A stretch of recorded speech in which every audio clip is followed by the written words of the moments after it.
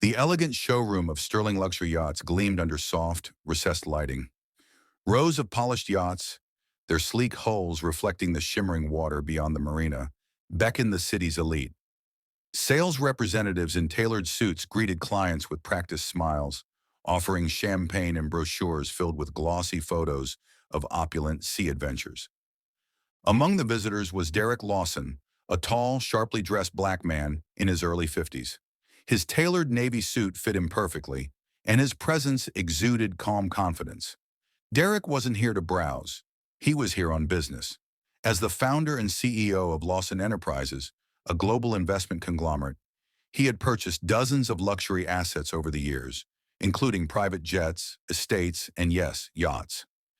As Derek examined a mid-sized yacht priced at nearly $8 million, a woman near the adjacent display, a white woman in her 40s with a judgmental glance and expensive jewelry, made an audible comment to her companion. "You know, people like him can't really afford this kind of thing," she said loudly enough for Derek to hear. The words stung, not because Derek lacked the wealth to buy the yacht, but because they echoed a painful stereotype he had spent decades dismantling through his success. Derek turned slowly toward her, offering a polite but measured smile. "I'm Derek Lawson," he said, extending his hand. "I own Lawson Enterprises. We're the majority stakeholders in this very marina's development. I'm also interested in purchasing this yacht." The woman's eyes widened in surprise and embarrassment.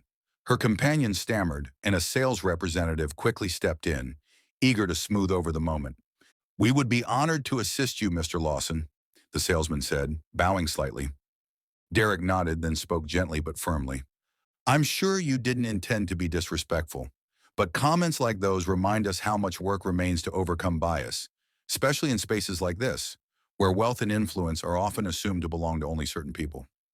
As the day progressed, Derek met with the sales team, discussing custom features and amenities for his new yacht.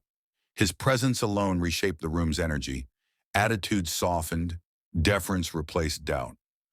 Later that evening, Derek hosted a private dinner aboard the yacht's sister vessel, inviting business leaders, artists, and community activists.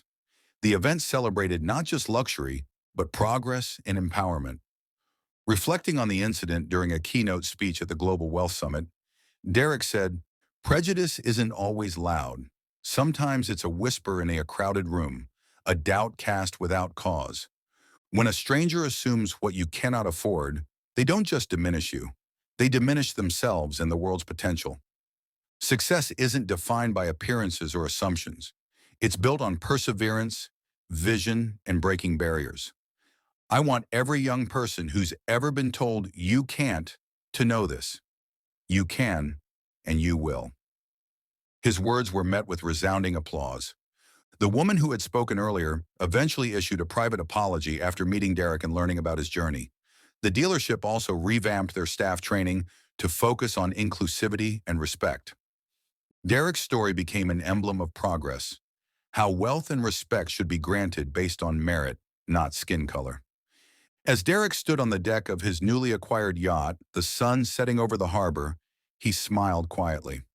This wasn't just a yacht, it was a symbol of triumph over assumptions, and a beacon for those still fighting to be seen.